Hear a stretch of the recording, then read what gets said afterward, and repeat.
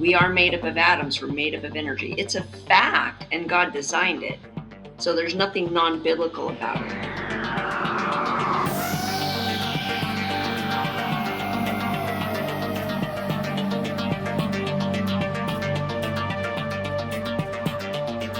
Thank you for joining me on the Unrefined Podcast. I'm your host, Brandon Spain, along with Lindsay Waters, where each week we delve into the mysteries that shape our world, from the tangible to the supernatural, with the foundation rooted in biblical truth. For more content and exclusive resources, visit us at unrefinedpodcast.com. Now, let's dive into this week's episode. All right. She's back, and we couldn't be more thrilled. Seriously. With over 25 years of experience in holistic wellness and inner healing, today's guest is no stranger to our show or our community. Dr. Robin Braun masterfully blends biblical truth with cutting-edge science to help people break free from emotional, spiritual, and physical blockages. Her books Thrive and Living Like a Son are packed with powerful, practical strategies for walking in health, freedom, and spiritual authority. Whether you're battling old wounds or hungry for deeper wholeness, this conversation will open your eyes and ignite your spirit. Welcome back to the show, Dr. Robin. Thanks. I love your community. Love you guys, your authenticity. You know, I think one of the things in this kind of deconstruction movement and what we're seeing with all of the exposure kind of in the mega church world is just this return back to just a simple passion for Jesus, for Father, for loving one another, you know, stepping off of the platform, the stage, kind of the big names, all that, and just really what God called the body to be. And I think how Jesus called church to look like. I think as much as people are being disillusioned, we're seeing a return back to, I think, the way Jesus designed it, you know, and the way he wanted to see it. And the Babylonian structure falling. So Babylon's infected or infested pretty much everything. So it's a good thing. Well, what I find interesting is the Babylonian structure you're talking about is in every denomination. It's not just like, oh, let's just blame the Catholics or let's blame this group or that group. It's through all the different denominations, including mine, the Anglican Church, obviously. The early church was a few people who loved each other in community, and then they branched out with others in the same types of community. Babylon, the Tower of Babel was a ziggurat. So a ziggurat is a structure where there's a hierarchy. Yeah. And you go up in levels and layers, and that really becomes what it looks like. Is it's a layered top down, small at the top, big at the bottom, and that's not the way Jesus designed community. So I think that we try to improve on the things God designed, and it just doesn't work. Yeah. And a lot of times people hear that and they're like, you can't have like a leadership-less church, or you can't have da-da-da. Well, that's not what we're talking about. We're talking about an authoritarian type situation where the rules are more important than the relationship. And so, that's what needs to go. But all right, well, we're going to talk about a very super interesting topic. And we've had several sponsors and listeners of our show that have wanted to hear about this. And actually, I want to hear about this because I want to learn about this because I'm on the road of becoming more healthy. It's just fascinating. And it checks our conspiracy box because there's a lot of conspiracies involved here. Absolutely. And some I think are beyond conspiracy, including I told somebody yesterday that conspiracy is actually a conspiratorial word. I mean, it was just brought in by the CIA, like Doug told us to kind of, what's the word, deflect, so to speak. Yeah. So smoke and mirrors. Yeah. All right. So how did you get interested in all this stuff? Well, my journey towards becoming a holistic practitioner was always involved in health and wellness. I'm very supernaturally led, and I talk about this in some of my books, so I won't go into great detail, and I've shared this on previous podcasts. But what I saw maybe over the past 10 years especially is having an increasing awareness in the United States of the level of toxicity we're being exposed to that isn't being talked about. And if you think about, we were designed to detox. About half or more of our organs are detoxing organs. Your skin is your largest detoxing organ. And our liver, our spleen, our digestive tract, our lungs, these are all detoxing organs. So we were designed to be able to filter through toxins. And one of the analogies I like to give, and of course, one, this is a spoiler alert if you haven't seen the movie, but too bad, it's been out a long time. And two, I don't care. And three, It's a great metaphor, but it's the movie Sahara with Matthew McConaughey. And so the gist of the movie is that all these people are dying and they don't know what it is. They think it's a plague. It's actually poison. And the poison's getting into the water system through this solar powered plant that's supposed to be burning up toxic waste that's being dropped off. Well, the plant can't keep up with the toxins that are being deposited. So underground, they're having to store all these bins and a little symbol that shows this is toxic waste. Yeah. And the solar power plant keep up with it. Well, what they don't know is there's a hidden underground water system. This is in, I believe, Malawi is the country. And it's getting in the water and then people are dying. So, of course, the character, Matthew McConaughey's got to figure all this out.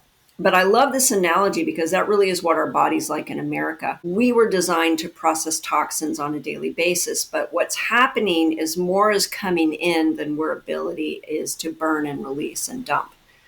Some of that is lifestyle issues and that we aren't healthy enough to do it in the first place. And even just emotional stressors, life stressors keep us from being able to process toxins.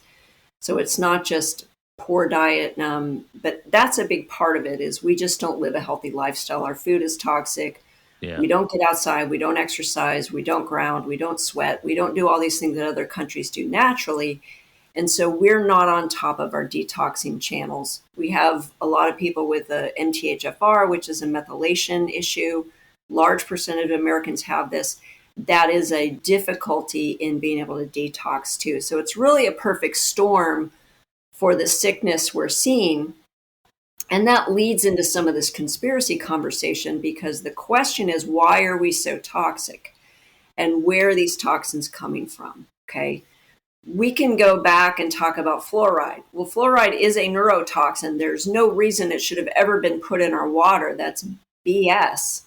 Yeah. Even back one of my favorite movies back from 1995, Conspiracy Theory, I hadn't watched it in a long time. And the opening scene is Mel Gibson talking about them putting fluoride in the water to try to poison us, right? Because what it does is it shuts down our pineal gland, which I'll talk about later. So we've got all this accumulation of toxins. The cigarette companies bought out the food companies, took all those addictive chemicals that were in cigarettes, put them in foods. We've got glyphosate saturating everything we eat with our GMO food. And then we have chemtrails. So yay, chemtrails are no longer a conspiracy theory. We have finally actually acknowledged they exist. Admitted it, yeah. There's laws being stopped to prevent them from being sprayed. Well, they're full of aluminum and barium and strontium and smart dust, which I'll talk more about. And then what are they putting in the water? Nobody should be drinking the tap water. So everywhere we're looking at in our day-to-day life, and then let's forget about the 72 vaccines that a baby gets nowadays compared to the 24 that my 30-year-old children should have gotten if I'd have vaccinated them.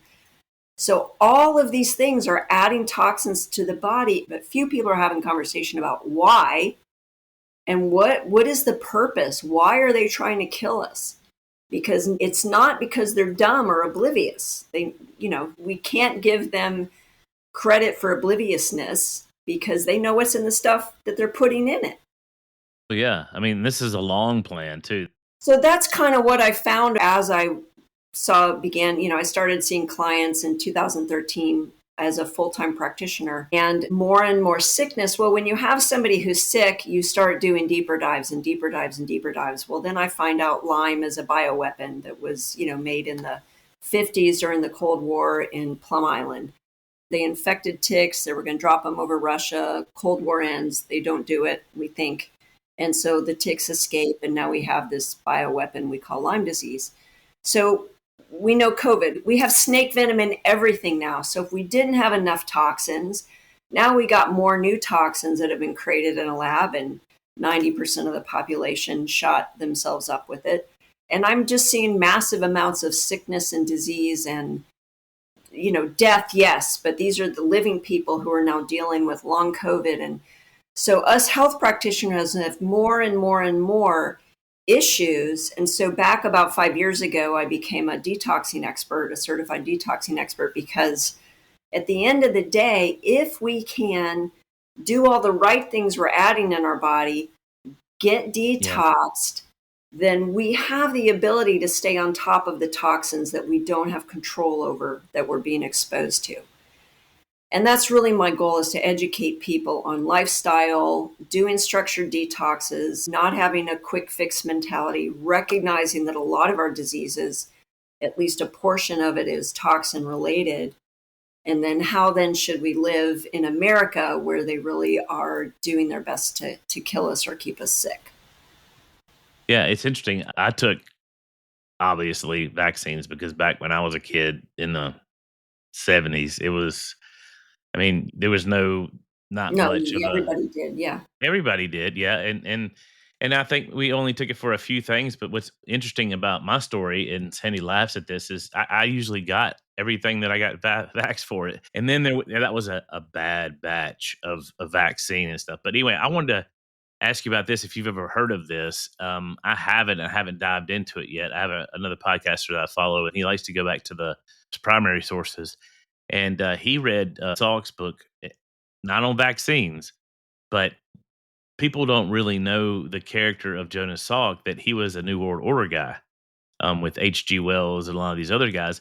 And he wrote a book called Survival of the I think it's the Wisest, or the Survival of the Fittest, or anyway, I download the PDF to read. But he talks in this book about the things that they put in vaccines. It's in print by the horse's mouth, and it's not, cancers. And it's just like this whole mindset of this intelligista. It's like they put it out there in front of you and just taunt you. Yeah. So yeah. Yeah, no, that's for sure. And there's videos, if you got to find them, but they're congressional hearings where these people admit, Stanley Plotkin admits that there was viruses in the monkey livers when they made the polio vaccine that was caused cancer. They admit it. Like they know, they own it. But that gets buried and forgotten about. And, we don't know what's in the cultivating. We do. We know what's in a lot of it, but there's stuff we don't know. The whole AIDS thing, there's lots of data on where AIDS actually came from. And yeah, like then they made the AIDS problem, and then they rescued us from it, the same Fauci that rescued us from COVID. yeah, Tongue for in sure. cheek, definitely. Yeah. So let's talk a little bit about frequency and health. This just really fascinates me. And I had a lady the other day ask me, are we going to get to the place where science takes over spirit and faith? And I'm like, no, because science only gives a foreshadowing in and only gets to a certain point. We are not, we don't just have five senses. I saw the other day. We have multiple senses, including soul senses and spirit senses and all these. She was asking a question, but it was kind of like, is everything we're going to do going to be based on science and quantum mechanics and all this kind of stuff? And I don't think that's right. But until people stop going to the doctor and using science to heal them, I mean, what's the difference, in my opinion? But Right. It's a programming, right? What's yeah, socially acceptable. Like this yeah, is, yeah, quantum. And that's why I wrote the book Thrive, was to go, yeah. hey, all the quantum stuff is actually scriptural. So we just have to understand what they were saying when they said what they said. And so really everything is frequency. One, I'm going to use the word piezoelectric, which means electricity. We are electrical. We are batteries. We can prove that. We have fun little toys that we can charge up and create lights and noise by using our body's electrical. We are electrical systems. We are made up of atoms. We're made up of energy. It's a fact, and God designed it. So there's nothing non-biblical about it, okay? He designed us. And so what we've just come to understand is finding things that align more with his design that are harmonious with our body.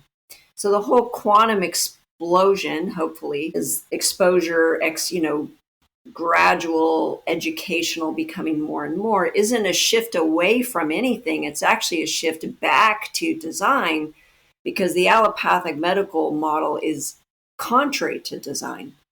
And so really it's going back to how we are designed, which happened before the Rockefellers bought out the medical institutions in the early 1900s. Set the rules. Doctors used natural remedies. Doctors, MDs, were using the things in nature to heal people before Big Pharma stepped in and partnered with the Rockefeller. And that's a fact. You can look that up. Yeah, it's not conspiracy. I mean, they shifted from homeopathic to allopathic. Yeah, treating symptoms. Yeah, that's what I was just thinking when you talked about going back to design. Is that's getting to the root. Yeah. Yeah. The thing is, your body, a fever is your body's attempt to kill something that's out of order, out of alignment, out of harmony. And we're told to take a drug to reduce the fever, but the fever is your body's natural design to heal itself. We were designed to heal ourselves. If I get a paper cut, I don't need to pray that God will heal my arm. It will heal itself. It was designed to. We are designed to heal. Certain things we need miracles for, like my arm gets cut off. Yes, I'm going to go to the doctor and get it sewn back on. People who don't have an arm, we might see a creative miracle. But most things, though, even cancer, the body was designed to heal itself. The cancer didn't get there. Your body created the cancer. And why? The cancer is an attempt to remedy a problem. That's what naturopathic theory says, is everything that's wrong with us is our body's attempt to remedy a problem. So back to this idea of frequency is when we're out of alignment, different organs, glands that are out of harmony with their design. So what frequency medicine says, and there's a technology that's been out for decades that are designed to bring the body back into frequency. They tried to shut down Royal Rife, who created the Rife machine, because he was actually getting people well. If you hit tumors with a certain frequency, they'll explode. It's the same principle about exploding a glass with an opera singer. Double the frequency of a solid object with the exact match the frequency. You double it, it explodes. It's called the law of constructive interference. And so what these frequency devices do is they're sending positive frequencies to us to help bring our body back into alignment with the frequencies that it was designed to operate in. And every one of your organs and every part of you has an optimal frequency that it's designed to operate at. Well, when you talk about this in Thrive, you talk about how we're walking frequencies and how you can judge a person's sickness and what they have by the frequencies of their bodies and stuff. And but it's interesting to me that they let us have a little bit of that. Like they'll let us blast kidney stones with sound and say, oh yeah, but they won't let us. You can't have the whole enchilada. You can't. And I amazed somebody that a few months ago. I said, they're like, I wish they would find the cure for cancer. I said they have. It's just it's hidden, or it's in other countries. I mean, you can go to some of these countries in the world with Chinese medicine. Oh, we all know that's new age, and it's not at all. It's just natural remedies, and they cure stuff. Yeah. And I think in Japan, and there's a lot of countries where insurance will actually pay for natural medicine too. It's not just pharmacy. So it's really we use 2/3 of the world's pharmaceuticals in the US. And What? a lot of that is Say that also again? 2/3. 2/3? Oh my gosh. And a lot of that is also anti-anxiety and it's not Yeah. just drugs for health, but it's also mental. Yeah. Yeah. So we're made up of frequency. And so the same devices, I have one that's become very popular the past couple of years because individuals can buy it and afford it. It's called the Solex AO scan. I can run a scan on myself every day. It's going to tell me which things in my body are out of harmony. And then it's going to run harmonizing frequencies. They're sound frequencies. And I can also run those virtually. So subtle or scalar energy in quantum physics, you don't have to hear or be present. I can be sending frequencies remotely anywhere in the world because there's no space and time in the quantum realm to address your particular issues.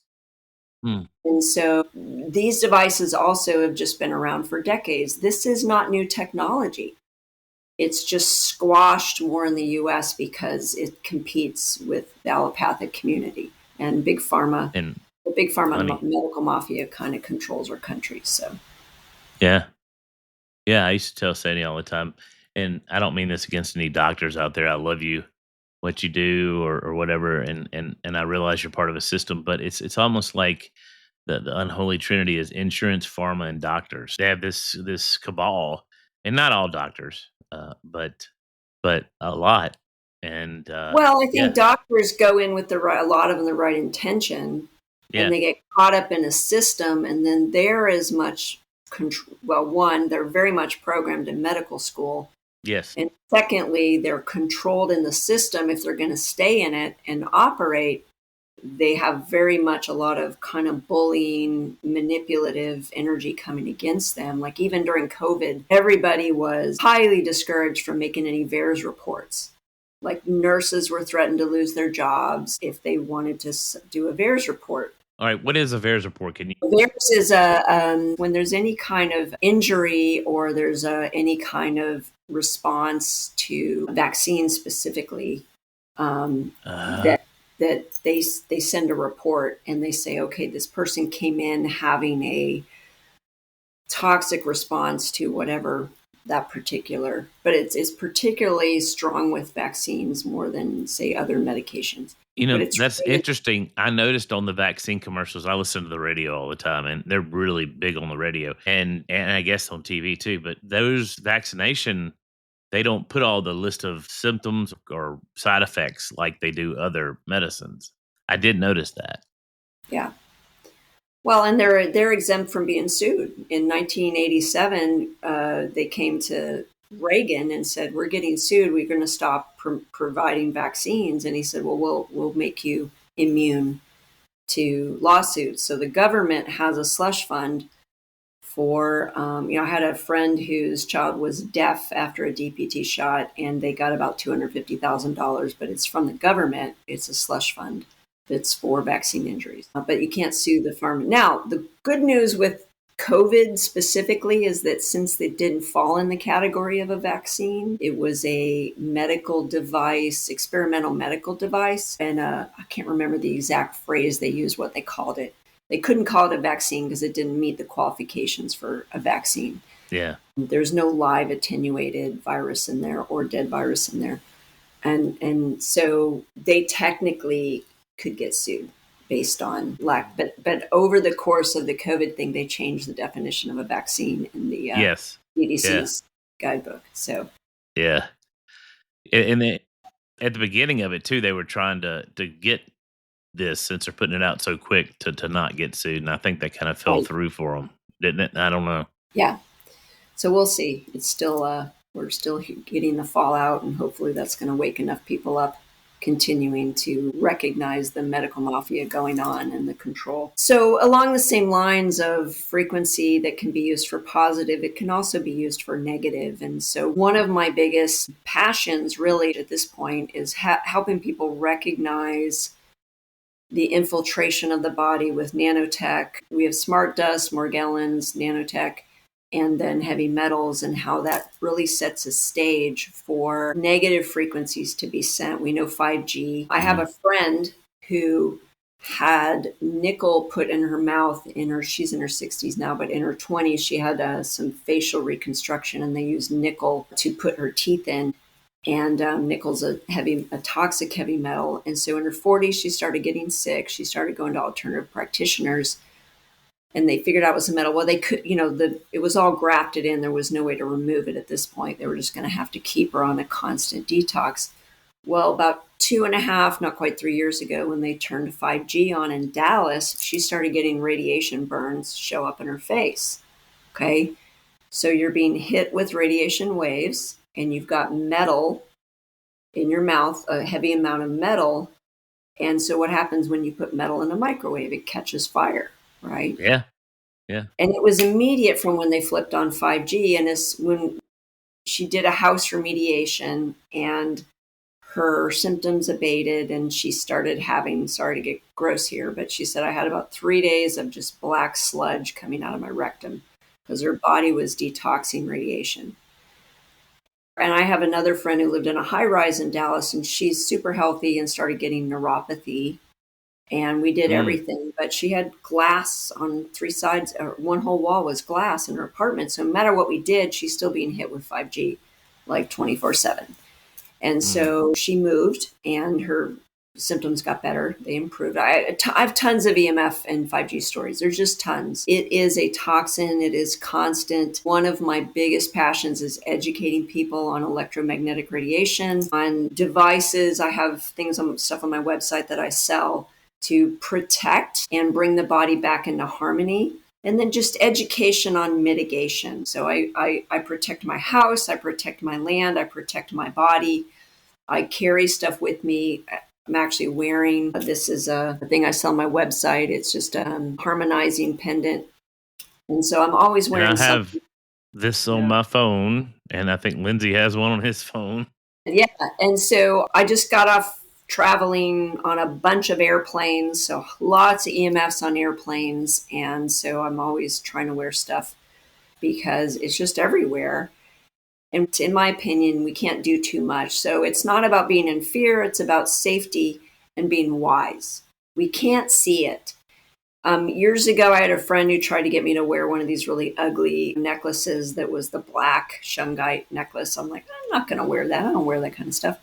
So we'll just carry around in your pocket. And I was like, okay, whatever. But I wouldn't remember to. And so fast forward a couple years, I was trading out, educating with a friend who was a chiropractor, but he was an energy chiropractor. And he introduced the multipolar magnet to me. And it's a little credit card size magnet.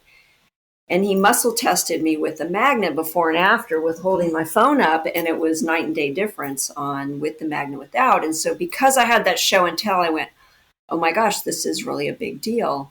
And so if I'm live with people, I like to try to muscle test them with the EMF protection and without it, because once you grasp it, you don't forget it. It's just a standard operating procedure for me. I've got something on my phone. Yeah. I have the paint on my, all my devices. I wear something all the time because this is just our life now. We are being bombarded by 5G all the time. If you want your phone to work, you're going to be near a cell tower. And I have lots of client stories about EMF toxicity, but it is radiation. So the second thing I typically do is I tell people just to take iodine for the rest of your life. You can do topical, your body will absorb it through your skin. You can do drops. And what iodine does is it pushes the radiation out of your iodine receptors on all your cells. So it's a constant state of detox from the radiation we're being hit by. So kind of back to this idea of we are being poisoned all the time. There's hacks and remedies for everything we're going through, but we have to be aware and take the steps to do it. We can't just do nothing. We can move. Anytime I go away for a couple of weeks, I come back healthier. And, I just was in Bali and I ate, every day I had juice that was from freshly picked fruit that was ripe when it was picked and juiced in a juicer several times a day. And that's just their normal daily diet. Yeah. And so if I did that here, nothing's picked ripe. Everything's picked green and takes days to ripen. It's different when it's picked ripe. And so it's just living in a more modern society versus places where people just buy their food every day and it's cleaner food. Yeah. And it's, organic. Robin, I'm not even sure if this is a question, just an observation. It can feel really hopeless. I mean, it sounds like this isn't just a matter of cut this out or cut that out. We're like in a fishbowl. We're surrounded by this stuff. So what would you say to people's hopelessness? And yet God heals, and it's not hopeless, but it can feel that way sometimes. So Lindsay, that's a really good point. And this is something I do talk about because one of the aspects of health is staying at peace and joy and not living in fear. And whether it's one of the things is I'm not going to talk about the book of Revelation or end times with people because ultimately we're pointing to fear conversations. Mm-hmm. And we're supposed to be in peace and joy. Peace is the absence of fear. So that's a really good point, which I absolutely talk about with people. And typically with a client, what I'll do is I'll scare them really bad for them to take it serious. And then I give them a solution. So I'm never going to talk about anything that doesn't have a solution. Yes. Is it harder to stay well in the United States over other countries? It is. Yeah. It's not impossible. It takes more work. It takes intention. And like I said at the beginning, if I can stay in a kind of a detoxing lifestyle, then my body will stay on top of the things that are coming at it and be able to process it. As a health practitioner, amongst a community or tribe of health practitioners, we see sick people every day more than we see well people. So of course, we do get a lot more of the negative, But our job is to solve problems. My job is to get people well. And I believe that there's a solution for everything, that God did not intend for us to just perish.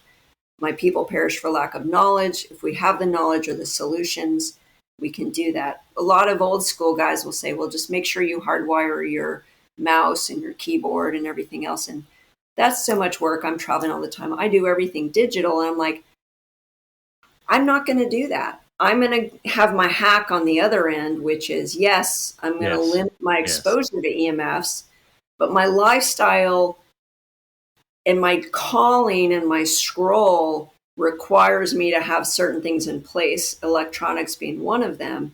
And so I'm going to do everything in my power to both mitigate the exposure, harmonize the devices, and then detox whatever radiation I am exposed to.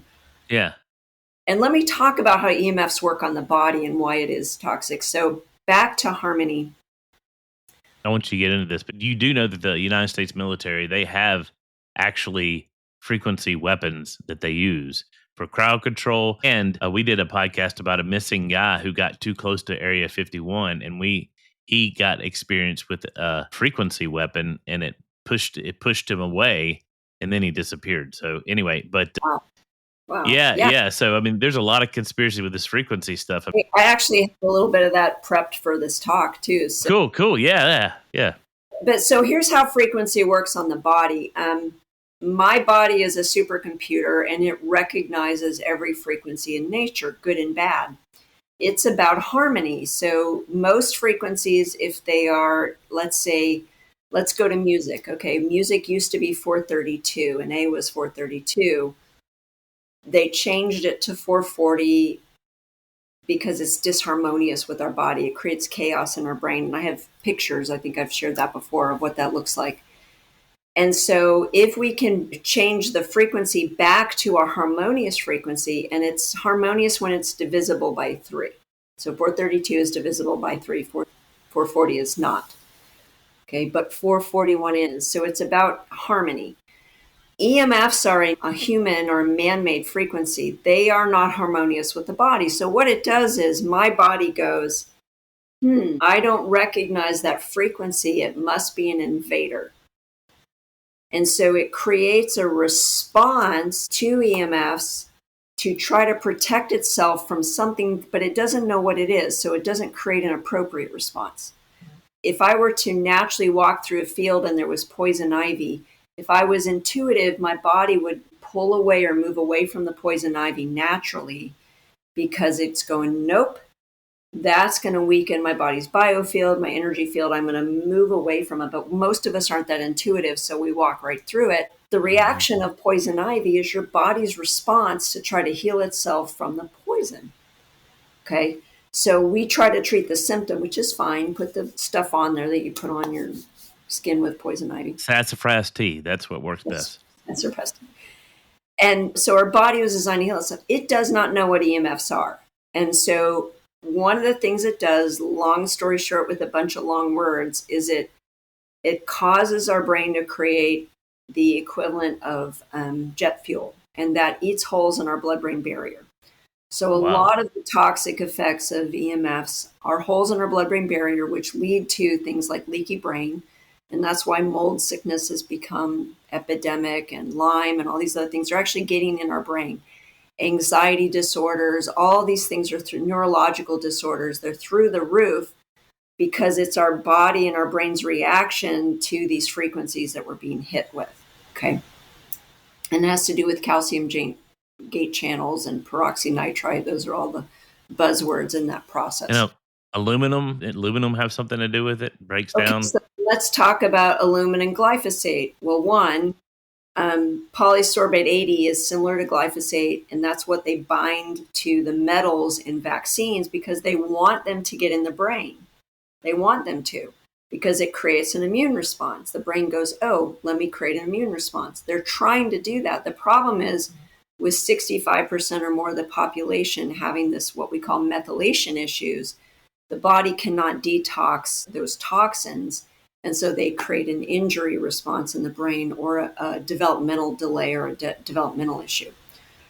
right? So then we're back to heavy metals in the brain. Well, they can prove that Alzheimer's, Parkinson's, all these other diseases are related to heavy metals getting in the brain. And I believe there's a lot more diseases related to heavy metals. So one, we have to open up what we call our detoxing channels. We have to understand methylation. We have to exercise. We have to do these things that allow our body to bind these toxins. But it's back to the Sahara movie. We're being inundated with the poisons and we can't stay on top of them. So our body's having toxic responses. Most of our processes, our hormonal processes, have to do with communication being sent from our pituitary to our different glands. Well, if I've got this slimy film of toxin over every one of my cells and glands and organs, then it's not receiving the signals correctly. Okay, so our cells can't dump toxins. It can't absorb nutrition because it's like a slimy film around there. And so those are, we call it cellular inflammation. Those are toxins. And all of this is this accumulation of a lot of the stuff we're doing to ourselves, right? We spray perfumes. Most perfumes are highly toxic. They eat holes in the blood-brain barrier. Nobody told us that. I did a talk one time. I said, does anyone know how antiperspirant works? 2 out of 50 people raised their hand. One person got the answer wrong. Okay, so that means 1 out of 50 knew that the way antiperspirant works is that it's filled with aluminum. And your body goes, that's a poison you're putting on my skin. I'm going to close my pores to not absorb the aluminum into my body. Men don't in a major lymph area too, I might add, in a right? major lymph area, right? So then that's taking it all throughout the body as well. So one, education says we didn't used to live this way. These are modern conveniences. Well, because they're on the shelf of CVS, they must be okay. The FDA approved them. Well, they're not okay. And a lot of this stuff isn't okay in other countries, but they're okay here.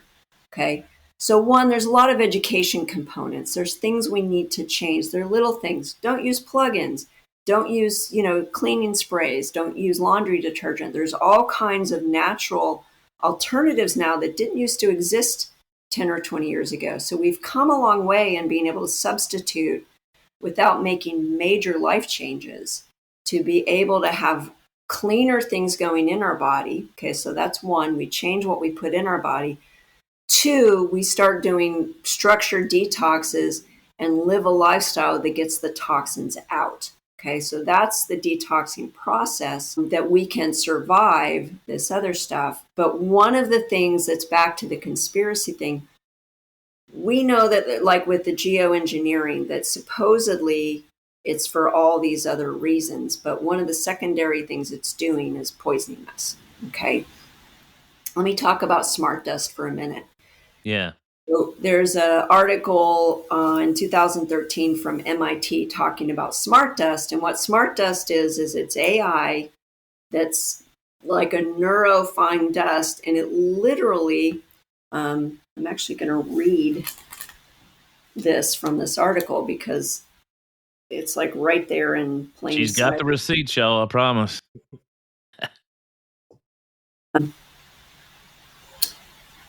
Okay. It says intelligent dust particles embedded in the brain could form an entirely new form of brain-machine interface, say engineers. July 16, 2013. That's from technologyreview.com. So this technology's been out here, okay? And people who've done chemical examinations of what's in chemtrails find smart dust. It's there. So we are being infiltrated with this stuff. We call it nanotech because it's AI. It's tiny. Yeah. And it's getting in our body. I have videos of detoxes with what we call Morgellons, which are filaments coming out of people's bodies. I have clients with Morgellons disease. It's horrible. Yeah, I've heard of that. Yeah. Groups for people who have Morgellons disease. So this is a thing. Like, this isn't imaginary. There's people, they post their pictures on there of clumps of stuff coming out of their body that's indistinguishable, and wounds and all these things. So okay, so if there's this nanotech inside of us and it's metal and it's a machine, I guess my next logical thought is frequency can control it, correct? That's right. And so why? The question is why? Why? Yeah. So couple thoughts. And again, this is what I'm dealing with. One, I deal with government projects. All right. So mind control. We see COVID was a mind control experiment, right? Using psychological warfare. But what happens when we put interface like graphene oxide, which is another computer interface substance, and it's in computer chips, and we use things like nanotech, smart dust, and it's in our brain, and then it's being hit with specific signals. Can it read thoughts? The idea is reading thoughts. Well, I have all these technology devices that I can use your voice. The Evox uses your voice. The AOScan uses your voice.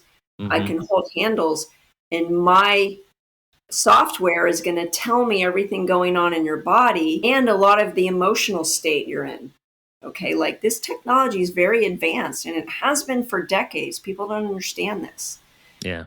And so this idea of can they read our thoughts? Yes, absolutely 100%. And are they doing that? Sure. At least for some of the population, they're getting a baseline. But secondly, it works both ways. If I can send positive frequencies out to you to heal you, why wouldn't we know that they're using nefarious frequencies to harm you? Yes.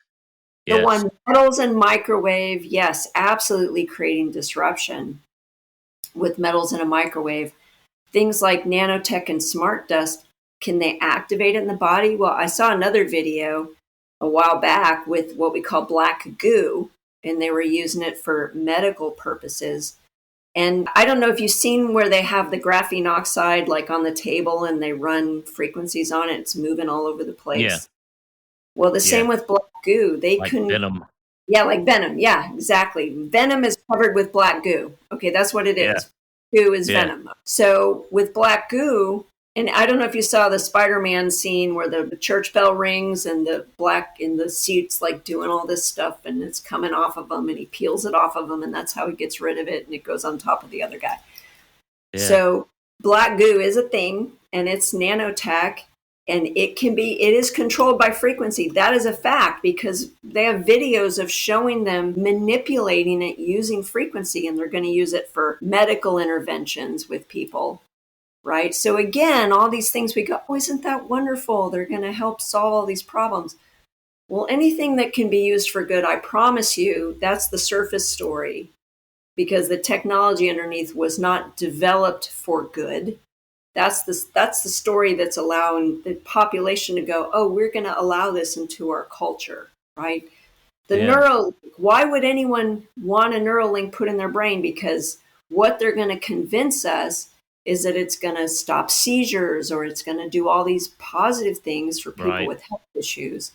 But what they're not going to tell you is that they can put thoughts into your head. They can control your thinking. They can send you thoughts. You will no longer be able to govern your own thinking. Just like demons. Demons, when we let them in, right, they affect our thoughts. They control. I promise you, if you've ever been tormented by a demon, and you get free of that, you're pretty careful about never opening those doors again. Well, and two, I have a friend who believes that the demonic and even I believe in ghosts. Okay, that's a very unpopular opinion in Christian circles, but even spirits of not necessarily a bad nature or whatever, a malevolent nature, their energy, and that's why, like for example, these ghost hunters go in the house and they take their EMP thing and they pick up electromagnetic energy. Is when they manifest in this dimension, they manifest as energy. And we had a guy on the show that he was fascinating. I mean, Lindsay remembers him. He did a whole show on these things in our heads, these energies, and we actually ended up interviewing a mother of a serial killer that he did work with and stuff, and he caught the monster inside of him. And people will just quickly say, "Oh, it's just a demon, demon in the gaps. Everything's a demon." But we need to understand, how is this demon working? How is this demon doing this? And the fascinating thing with these entities, demonic entities in this guy's head, they never encouraged him. They never said, "Hey, you look good today." Hey, it was always negative and pessimistic. like they were programmed that way. Yes. It could be programmed by literal demons, or it could be programmed by, nefarious people they're doing this type of thing. It seems like to me they're always trying to make a better widget. And so it seems like to me the government's trying to make a better mind control. And I Yeah. just saw a video the other day where they were still talking about like Montauk and MK Ultra and how they can make people control this. And the woman that was interviewing, man, I mean, I'm telling you, I could see it behind her, whatever it was. And you could see the spirits behind in her eyes. And she's basically saying that, this can be used to make people get vaccines. And it will possibly, and even Bill Gates alluded to the fact that, hey, we might make you get your vaccines through thought control. Yeah, and I know this is all really dark, and you're going to come in and package this all up with hope, but Well, yeah, that's a but scary thing. Yeah, yeah. So, couple things. One, yeah, what we call voice to skull technology. Absolutely, there's patents for that, and if there's patents for it, somebody's using it. And all the survivors I work with, absolutely, that's a commonly used technology. Now, I haven't found it except in one or two of my clients. It's not as common, but it's more of a government project. Or we've gotten free from it. One, a lot of my clients have had tech in them. yeah, devices. And so I actually have a technique for deactivating devices in the body. I know that I was watching a podcast that L.A. Marzulli was on, and a lot of the people he was talking to actually went to this doctor who used a device, one of those bug finders, and found the devices and then removed them. So most of the clients I've had that have tech in them use neodymium magnets, and we deactivate it using magnets. So, and I have websites for some of this stuff. You can post on your yeah. On the show notes. Yeah, to me, this is interesting in the sense of, all right, if they're able to put the technology in there, and a lot of times this is used for the whole alien abduction type thing, and unpopular opinion, aliens are demons. And interesting thing about that though is that could show a cooperation. This is getting really woo woo, but show a cooperation between the federal government and whatever these entities are. In some circles, I know the government is compartmentalized. I don't want to paint it with a broad brush. Both are true. Both are true. Yeah. You're right. It's not a broad, but yeah, the government. I mean, back before Operation Paperclip, the government was partnering with the Luciferian community for techniques to control people, to create hybridization. Let's just call it transhumanism, hybridization, whatever they're going to call it. It's been around for thousands of years. Nothing's new under the sun. Yeah. All Yeah. governments are involved in this historically. Tesla was involved in it. That's right. I'm reading a book by a guy named Matt Erath. I don't know if I pronounced that right, but he's just talking about the Rosicrucians, and there's two forms of sciences. There's like pure science, which was like Einstein and a lot of these quantum mechanics, but then there was like the impure science that was more alchemic. And Tesla was a big proponent of that. I mean, he called himself the Golem. So that lets you know, I mean, very much mixed into the occult. And we're made now to say he was the victim of, who is his nemesis, the guy that invented the light bulb? Edison. Yeah, Edison. And in reality, no, not necessarily the case. Anyway, I'm chasing rabbits. Sorry, Robin. No, that's okay. But back to putting nanotech in our body. Yeah. The goal. Okay, so back to the hopelessness. One, God's a God of plot twists. In the community, the people I work with who are government program super soldiers, they are waking up and they have authority in the spirit realm to take things down. They're like rescuing children, destroying structures in the spirit realm like never before. And I believe that's one of the reasons we're seeing so much of the exposure. Mm-hmm. And God is good, period. And so nothing's ever going to happen on the bigger scheme of things before his ultimate timelines. That's right. There's bad, and then he turns it for good. So all these people got programmed by government projects to be psychics, super soldiers, remote viewers, assassins, whatever it is. And then they woke up, and now God is bringing them to Team Kingdom. and they have authority in the spirit realm that other people don't have. And they're taking things down. Yeah, they have stuff every day. I mean, every day I'm like, yeah, God took me on another mission to rescue children from traffickers in Mexico. That's I'm so like, wild. cool, so there's more to that story. I have lots and lots of those stories. But my point is that, yes, sadness, doom and gloom, we have to heal the earth. We have to. It has to be healed. We are called to be stewards of the earth. I am excited that Kennedy has got more favor than he has opposition. Yes. And that we're seeing him gain some momentum. If this doesn't happen, we are not going down a good path. We still have to bring healing to the earth.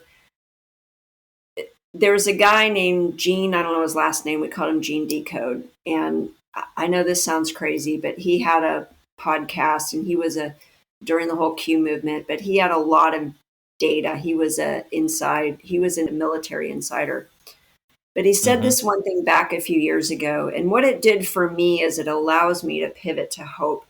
But one of the things he said was that, I don't know that this is true, but it still allows me to pivot to miracles. He said in 2026, the Earth was going to pass through a photon belt.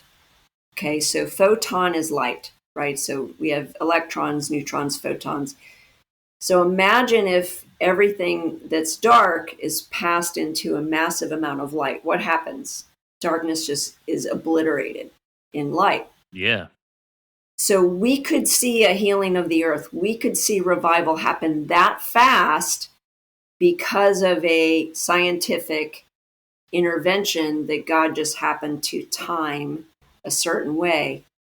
So we're resourceful. We are hackers. We are solution-based. We are creative. God created us in His image and likeness.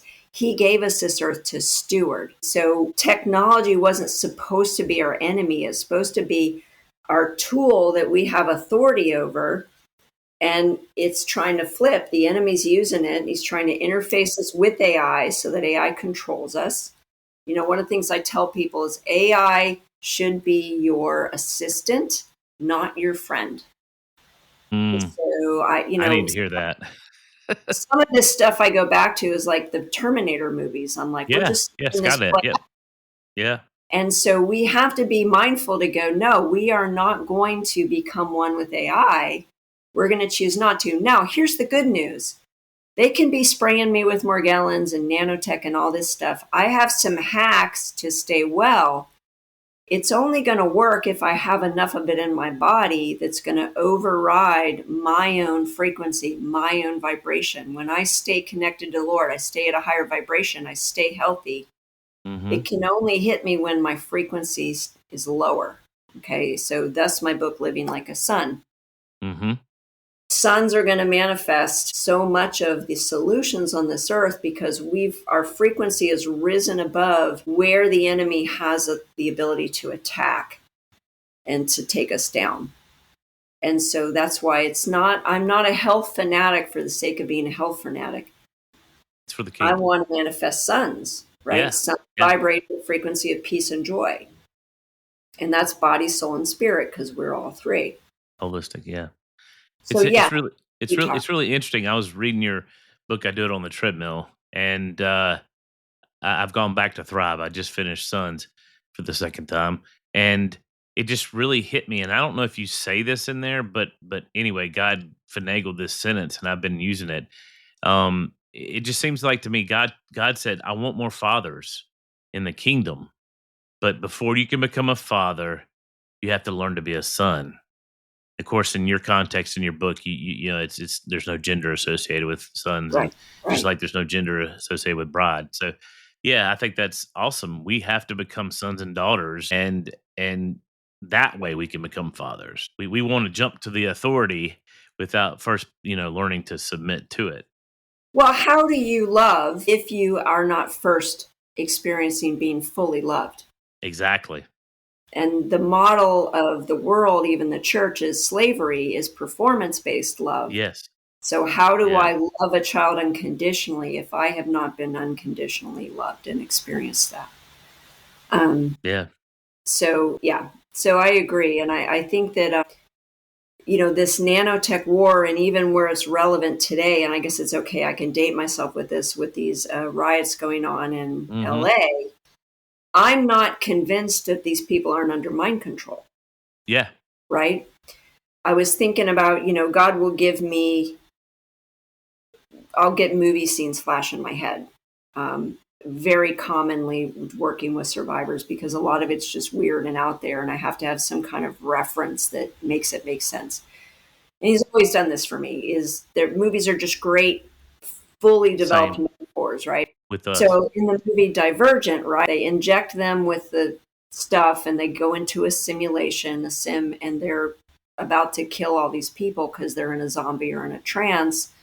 And then, Triss goes to whoever the head person is, and she shoots her up, and then she says, shut it down, tells her to shut it down. And so she puts her in the sim and she shuts it down. And so we were praying, that God would just go right into the source and shut it down. But that's how mind control works. If you think about that movie, they injected something into their body, which in our case would be nanotech, heavy metals, all that. And then they sent frequencies. They were controlled by frequency in that movie. It's real. Another movie, which is another great example, is Black Widow. They shoot the women up with this chemical, and then he controls them by frequency. They are absolutely 100% mind control slaves. Yeah. They have no free will of their own. But then this other chemical cancels out the chemical war. It's chemical warfare. Yeah. And so that's what's going on. It really is going on. Those are obviously Hollywood versions of it. But essentially, that is what government projects look like nowadays, because in order to do it through a lot of satanic ritual, like, you have to reinforce it constantly. They got to go to ritual every day. You got to have a handler. There's a lot more time and energy. There's also a lot more dark power activated by that. This is all more technology driven. And so it really is, hey, if we can get the body toxic enough with the right chemicals, send the right frequencies, we can control your thoughts and ultimately your behaviors for whatever purpose to. And then one of the purposes, I think this was piggybacking on that, is recently, just this week, I was listening to a study. It was an Italian pathologist who basically all the autopsies they've done has been showing that the vaccine was destroying people's pineal gland. Like when they did the autopsies, their pineal gland was obliterated. And so one of the things, if we go back to a leaked video from 2005 from a DOD, it's been validated that, matter of fact, this guy, I think, went to prison for leaking this video, if I read that correctly. And essentially they were talking about what they called the fun vax. And the fun vax was designed to eradicate fundamental, like radical Muslims, religious fanatics, by injecting them with this vaccine that would essentially, now your pineal gland is your part that connects us spiritually. It's our spiritual transmitter. We connect through our intuition and to God. One of the main ways is through our pineal gland. So if you destroy the pineal gland, and then you also put in there this interface where you can have mind control, can we not see how New World Order, Rise of the Antichrist, how that would just be used to destroy Christianity or any other, even Muslim, that they would stand up against? Yeah. Well, yeah, that's what we forget when we see them using it on the people we don't like, as well they can use it on us too, whether it's the Muslims, the far left, the whoever. They can use that. We need to keep that in mind right now, especially. Yeah. And Lindsay and I have talked about this a lot. I am of the believer that when this process comes in and the end times begin to unfold, there's going to be outliers and the people that don't take the mark. But there's going to be people that don't take the mark that aren't just not Christians. There's going to be Muslims. There's going to be Buddhist. I mean, religious people, and it's going to push us to the outliers, and we're all probably going to become, followers of Jesus, because they're going to be seeing prophecies come to pass, and a massive conversion is going to happen. I think that's what the massive revival is going to be, more than just filling up a bunch of church buildings with people flopping around. What is the Nephilim agenda? The Nephilim agenda is Luciferian, take over the world, weaken the Christians, whether it's, even if you don't obliterate their belief in God. If you minimize it enough, put in entertainment, other frequencies, that you just have a bunch of lukewarm, don't care people who are, are more concerned about their comfort than about walking with Jesus, then they'll do what they're told. It's also about compliance. And so this conspiracy makes sense when we go back to what we can prove right now. Nanotech is a real thing. Smart dust is a real thing. Frequencies are a real thing. The patents are there. This isn't conspiracy theory. It's in our life. And the interfacing we're doing with AI. I even read recently something about some AI went rogue. And I heard that. And I'm like, okay, like we're seeing it unfold before our eyes. As somebody who wants to see answers, it's like we have answers. And one of them is that if we can be healthier, stay in that place of keeping our vibration high, we just are not going to get the impact. We're not going to go down that slippery slope. And so that's my education piece, is we've got to take this seriously. Well, and I've noticed too, I don't know if you guys have, I want to talk about two things that it really, really interests me, is I've noticed the evolution of it.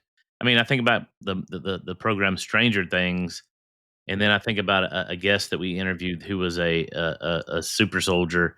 And I mean, she was activated by telephone calls, and they would give trigger words. And so they would use, hallucinogenics, LSD and stuff like that. But that was just the beginning of it. And it was still mostly just normal psychology. It was just normal psyops. And that doesn't work as good because people, like, as we found out in Jason Bourne, see, I think all these movies are them showing us what they're doing almost to a T, where we won't believe it. Yeah. We just think it's fantasy. Yeah. It's fantasy. Yeah. I mean, Bourne was an MK Ultra thing. The Manchurian Candidate, that movie, the original one, is old. Yeah. Right? They made two of them. I mean, they made the old one and then the one with Denzel. I don't remember who was in the old one, but yeah. And it's part of that's the occultic aspect of it is you have to put in plain sight what you're doing to get more spiritual power. Yeah. But you're right. I've watched the evolution of this, and it's becoming more technical. And we're actually studying something called technomancy, is a new form of witchcraft and occult that is strictly technological. And you're touching into this, and Elon Musk is a huge part of this. He is not, y'all. Anyway, let's not go there. But the other thing is the fact that I am still seeing people wear masks. And Me too. And I chuckle. I don't mean to, but I chuckle because I'm like, you might as well be wearing a big dunce cap. I mean, that's what a mask looks like now to me. Well, and it shuts down your detoxing through your lungs, right? Yeah. You're re-inhaling toxins. It's actually very unhealthy. One of the things I wanted to say about that FunVax thing was what they talked about in that was using cobra venom in the vaccine to eradicate the part of the brain that they've identified with. So spike proteins were connected to eradicating the parts of the brain that have to do with fanaticism. And so, make us psychological and spiritual eunuchs. That's right. Wow. And so second, everybody can do this. And I know this was one of your sponsor questions, is using nicotine patches to detox spike proteins. Shout out to Heather for that. Okay, so this is something that, again, I put pretty much everybody on. I always muscle test everything, but I do this with everyone. We are going to be in a world full of spike proteins the rest of whatever, because they just have proliferated, right? They're just everywhere and everything, and they're sprayed and they're in the water and they're in everything. Okay, so the whole COVID protocol. Now, let me share two things. One of the experiments they did, and this goes back to the shot, and this is all directly from Dr. Artis's research. So they took rats and they put one of the plasmids, which was from one of the venom plasmids, in the rat, and he was fine. And then they took a different plasmid and they put it in a different rat, and he was fine. But when they put both of the plasmids in the same rat, they died within 6 hours. So part of the correlation there was that you would have, like the boosters would have different plasmids in them. And it wasn't until you had both of them. So if you understand that probably 50% of the COVID vaccines were placebos, any experimental thing has to have at least 20% placebo. I think they probably did more like 50. And then you have the mybadbatch.com. I don't know if you know about that, where you have people who died or had injuries. They would go back to the batch and they would see some batches. I've seen other videos where people who injected it said they had different vials. And if an elite person came in, they said, you use this vial because it was a placebo. And each vial was marked differently, so they knew which ones had more or less toxins or spike proteins in them, whatever you want to call it. Yeah, yeah. So you've got that. That's a thing. That's a fact. I think it's mybadbatch.com or .org is the website, and you can track the different batches of COVID vaccine. But what happens is that the spike proteins will uptake into your nicotine receptors in your body. They did find that smokers were less likely to get COVID. Now, this is my nicotine receptor. This is nicotine, and it's a perfect fit. This is my nicotine receptor. This is a snake venom, and it's not quite a perfect fit, but it's going to take up that space. But it's not the exact fit that my nicotine receptor wants. So if I introduce nicotine receptor is going to spit out the snake venom, and it's going to take in the nicotine. And so then my body will detox these spike proteins. So Dr. Artis recommends a brand called Rugby. Not sure why, but I think it's because it has less delivery chemicals on it, and 3.5 milligrams. So what I recommend people do is buy a 21 milligram patch kit and cut it into 6 pieces. And then do it for about 10 days on, maybe once a quarter. So do 10 days a quarter. Start off with 10 days a month. If you have long COVID symptoms, which a lot of people still do, then I would do 10 days a month, 20 days off, 10 days, 20 days off. Because one, we don't want to get addicted to nicotine. It is addicting. Well, yeah, let me stop you there. I want to dispel a myth, though. I had told you that I had been around several people that were addicted to drugs that did meth and coke, and they said the hardest thing for them to quit was not meth or coke or opioids, is nicotine, it's smoking, it's cigarettes, cigars, whatever, that type of thing.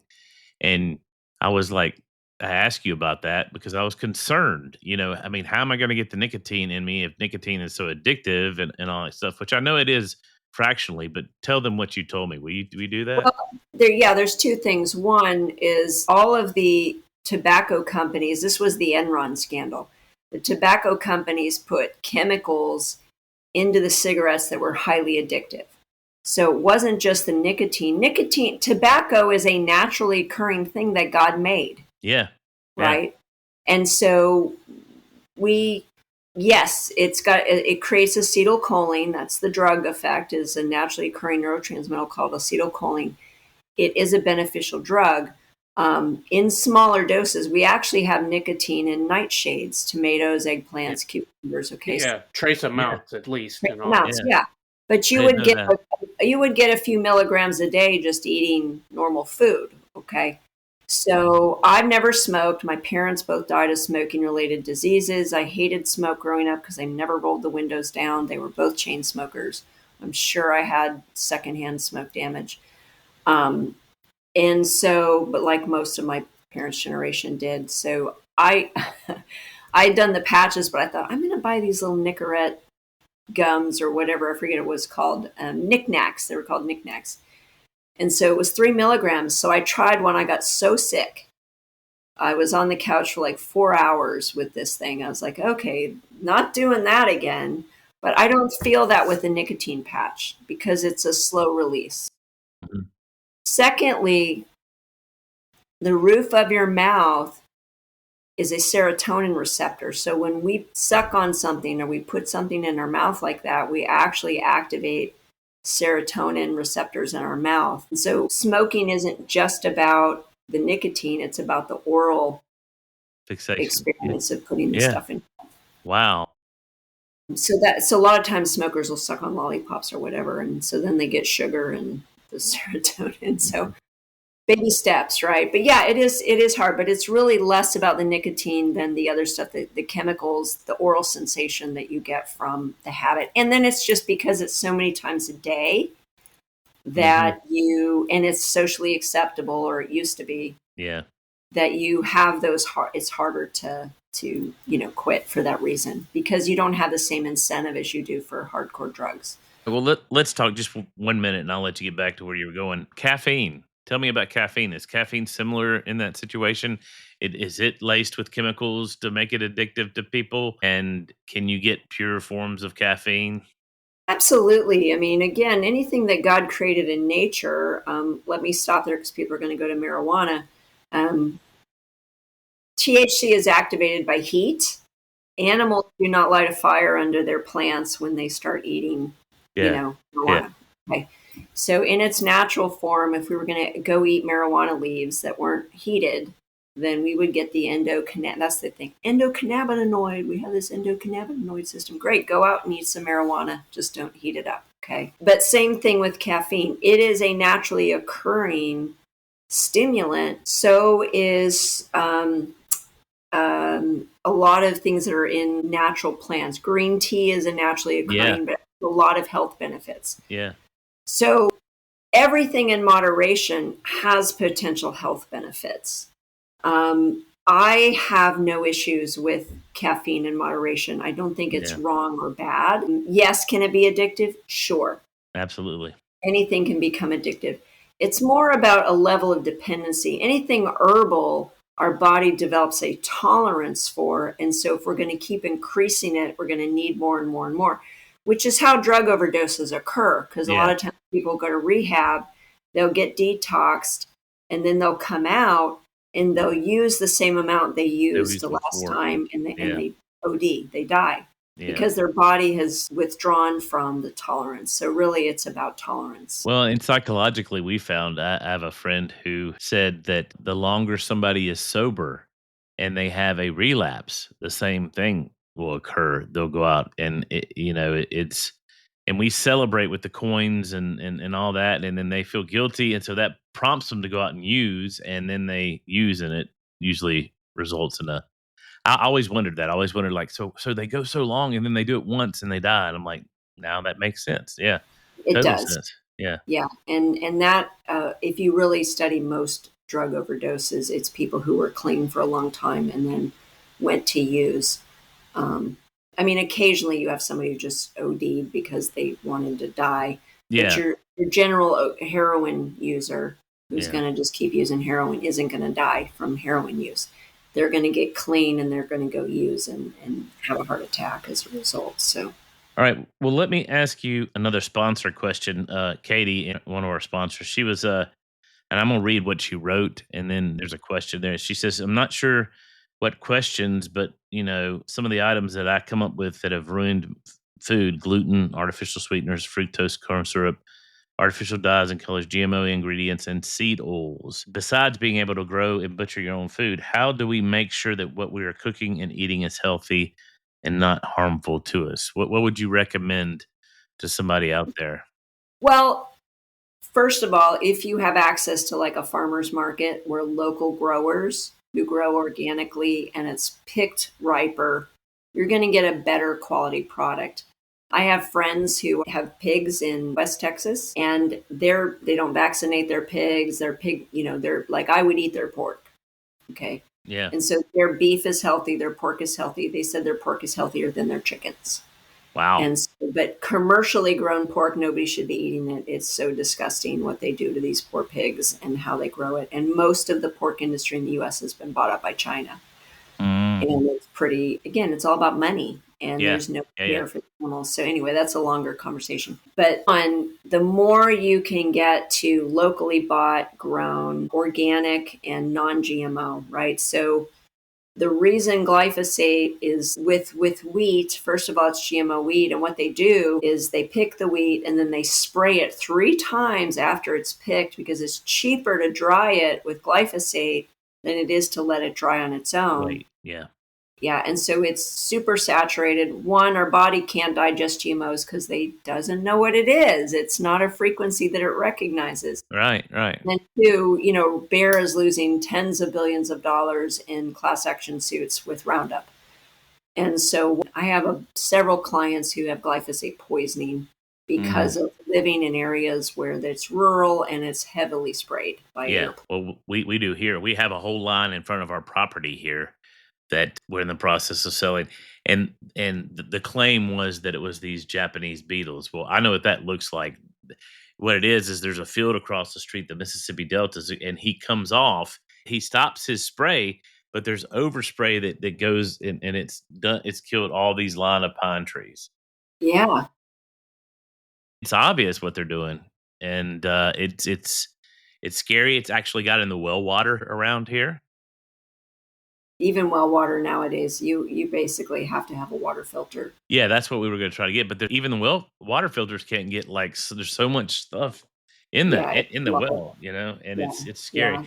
Water is another source, a big source of our levels of toxicity. I mean, we have to. Nobody should be drinking tap water anywhere in the U.S. So again, water. Even if you're grocery shopping, right?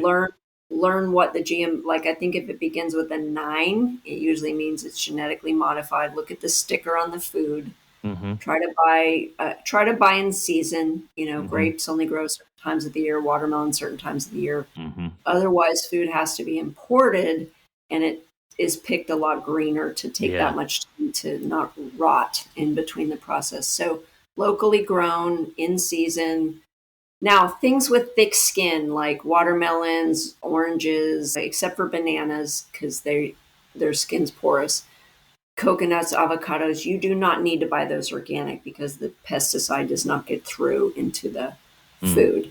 Mm-hmm. So you can save money there. Knowing there's lists of stuff. You can find this stuff on the internet or ChatGPT. Yeah, I mean, we've gotten to where we use vinegar, salt, and water with Dawn in it to stick to the plant, and it works just as good, and the salt actually keeps it from coming back. So yeah, that's great. And so using these alternatives, recognizing, or just like I'll buy organic corn and I'll pick the worm off. Like I grew up when they were farmers, you just pick the worms off. It's like no big deal. So a little bit of protein, no problem.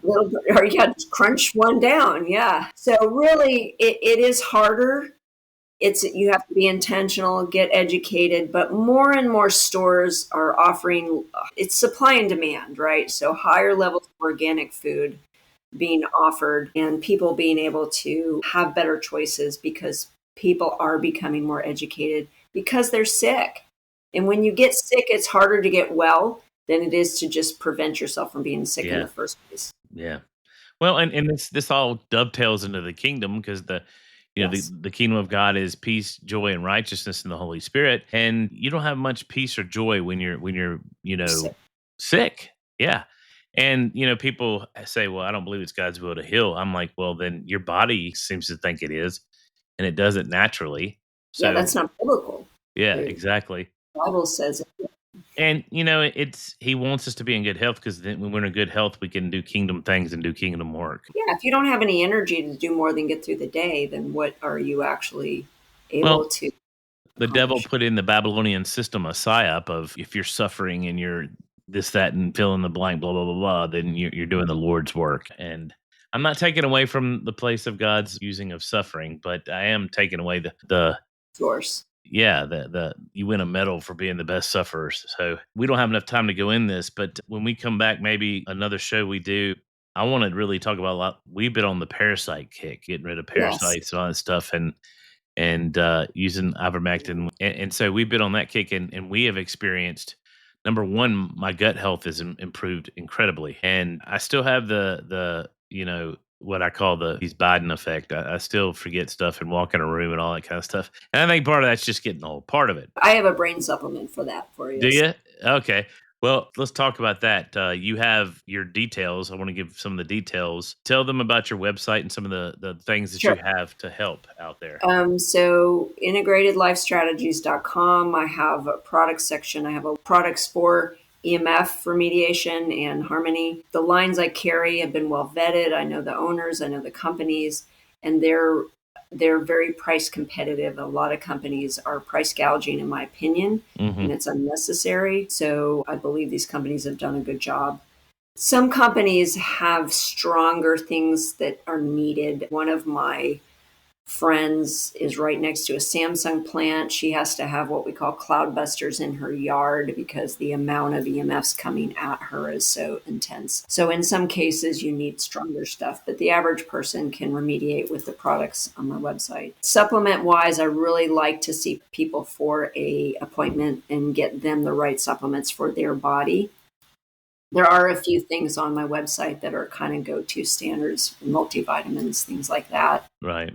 But there's definitely devices on there. I did want to, and I'll give you this link for also what we call tensor rings. And these, another company, a friend of mine creates these Okay. different technology, but absolutely helps keep your vibration high and your frequency high. And That's cool. Yeah.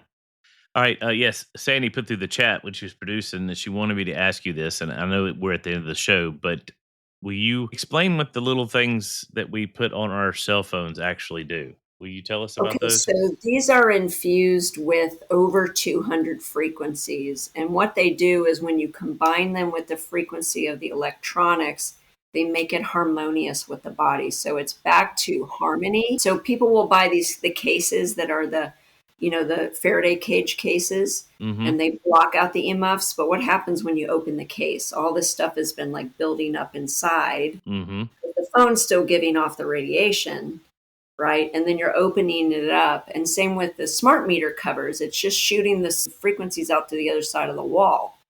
So the better solution is what we call the law of destructive interference, which is to cancel it out or to harmonize it. Which is how noise cancellation works. And Noise cancellation works, Yep. 100%. Yeah. And wave cancellation. So the idea of harmonizing the frequency seems to be a better concept. Two other things I do want, I'll put in the link, is one, nanotech detox baths. I'll put a recipe for that, DIY. A link on one of the fun things I do in my training is I have people we do a grape juice swish and we spit it out and you can see all the nanotech that comes out of your body. And then we put a couple of drops of alcohol and we see it's forming lines and patterns. It's terrifying. And then we videotape it and I show everybody. And then the neodymium magnet website. So all this stuff is things you can educate yourself on how to deactivate nanotech and devices, how to detox it out of your body. Then, once we're in a detoxing state, our body is better at staying on top of it. But it's something we all need to do, especially if we live in America. Parasites, one of those other things. Our body was designed to live in harmony with some of these critters. We have tons of critters in our body that do good for us too. But when we're out of balance or out of harmony, they take our nutrition, they steal and they rob things and they create damage. So some of those critters aren't supposed to be in there. Yeah. And if you own a cat, I promise you have parasites. Yeah. We read that and we have 3 parasites. They're called cats. So yeah. And we've been actually working with them to try to get deworming and just the basic worms, not the other parasites, but it just comes from the fleas and their hair and it floats around everywhere. And that's the one drawback.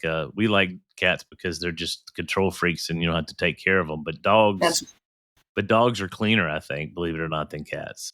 In a lot of ways, yeah. And some of that, the litter box stuff too. Yeah. But every other country in the world puts their kids on regular parasite cleanses. So we think we don't have them here. We have just as many. Yeah. Totally. And, and there's a lot of interesting things. I have a friend bringing up the whole aspect of that. Could the parasites be like the pigs of the demoniac? I mean, could a parasite have a demon?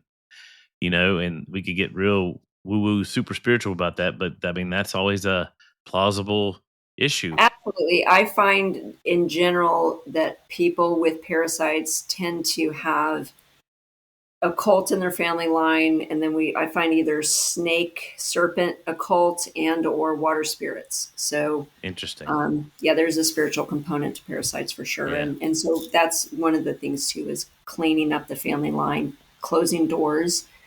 People go, why do I keep getting parasites? I'm like, well, there's a spiritual open door somewhere. It's not just in the natural realm. So yeah.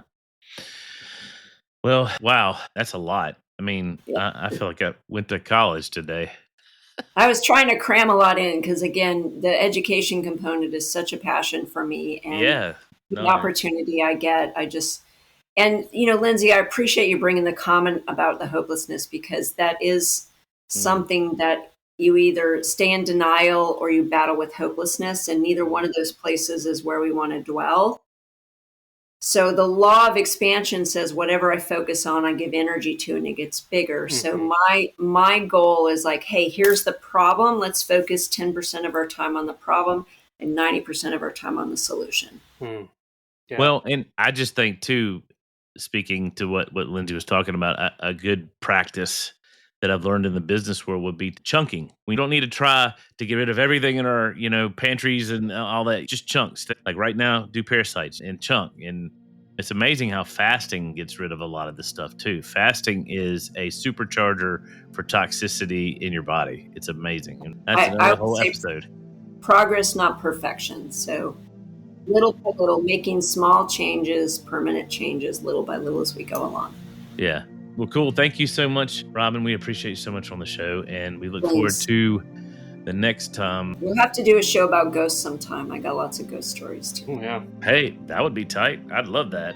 Yep. And what I want to tell everybody, you guys, is this is her passion, health practitioner stuff. But man, she is a Renaissance woman. She does body, soul, and spirit. And so if you need help in any kind of way, I recommend you contact her and get the help. She's helped Sandy and I. She's still helping Sandy and I. I'm getting trained in some of her stuff. I'm going to start getting trained in some of her stuff. And it's just amazing.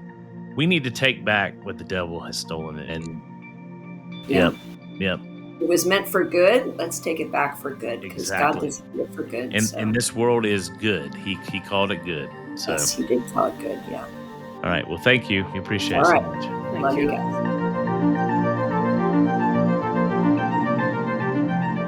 Thanks for listening and supporting us. And remember, stay naturally supernatural.